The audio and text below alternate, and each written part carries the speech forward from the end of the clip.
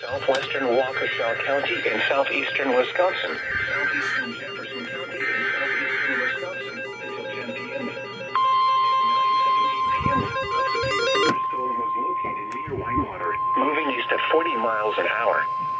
Hazard, 60 miles an hour. The National Weather Service in Milwaukee-Sullivan has issued a severe thunderstorm warning for northeastern Walmart. Hail damage to vehicles is expected. Expect wind damage to roofs, siding, and trees.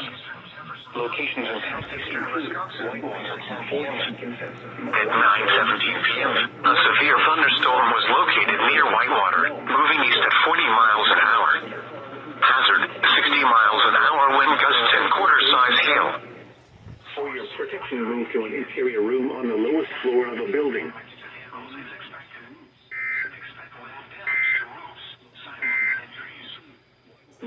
Flooding caused by excessive Whitewater, Fort Atkinson, Mugwanago, East Troy, North Prairie, Palmyra, Potter Lake, Rome, Eagle, Hebron, and Troy Center.